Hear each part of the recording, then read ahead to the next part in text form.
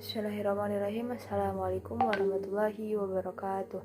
Alhamdulillahil wahidil qahharil azizil ghafar mukawwirul laili 'alan nahar wa tabsyiratan lidzabil qulubi wal i'tibar amma ba'd.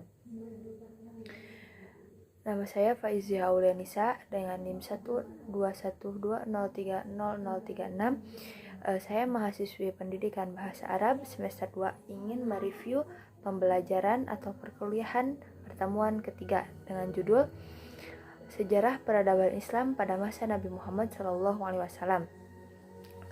Yang pertama adalah pada peradaban Islam pada masa Nabi Muhammad SAW terdiri dari dua fase. Yang pertama adalah fase Mekah dan yang kedua adalah fase Madinah.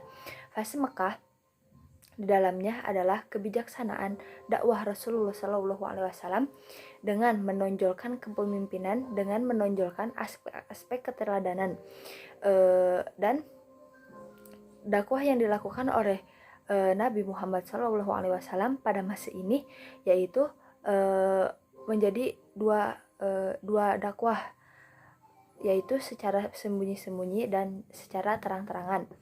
Dan yang kedua adalah pada fase Madinah, yaitu beberapa bidang yang dikembangkan sebagai wujud dari upaya Nabi Muhammad SAW untuk membentuk negara Islam.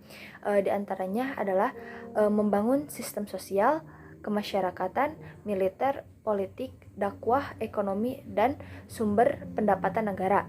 Pada fase ini umat Islam menjadi agama yang sangat berkembang dengan visi dan misi, yaitu menjadi negara Islam dengan pedoman Al-Quran dan Sunnah Nabi Muhammad SAW.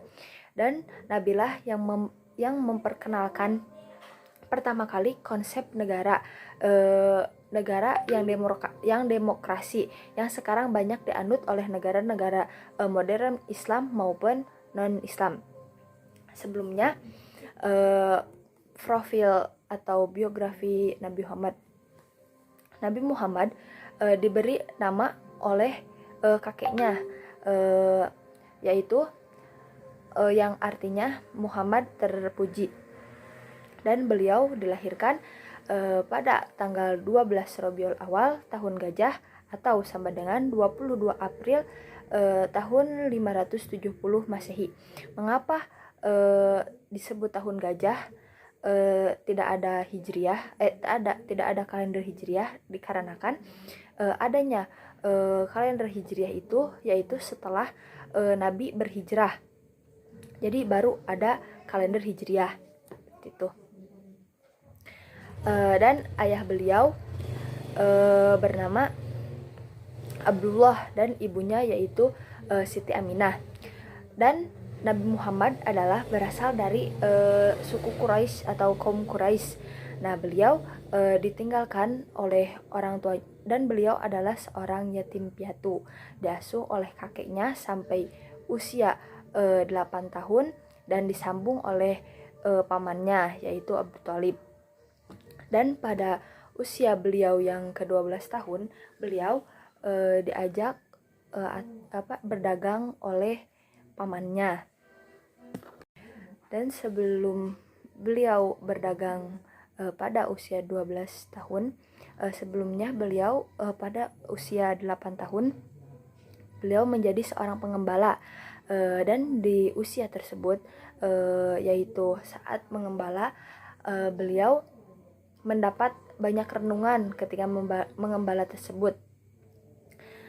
Dan pada saat itu Nabi setelah menjadi pengembala, Nabi beralih menjadi pedagang. Setelah itu pada usia yang ke-25, Nabi Muhammad SAW menikah dengan Khadijah. Dan beliau mendapatkan gelar yaitu gelar Al-Amin. Dan pada usia 45 tahun beliau menerima wahyu dari malaikat Jibril.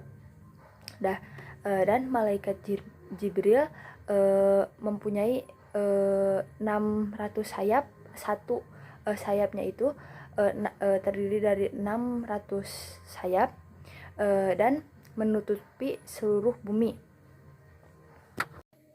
Setelah itu Nabi Muhammad SAW berdakwah di Mekah 10 tahun, yaitu tentang akidah, dan hijrah ke Madinah beliau lebih banyak berdakwah tentang muamalah. Dan pada usia yang ke-60 tahun Nabi Muhammad SAW wafat. Dan pada masa sebelum beliau wafat, kondisi umat Islam adalah stabil secara politik maupun agama. Jadi beliau adalah merupakan panutan gitu.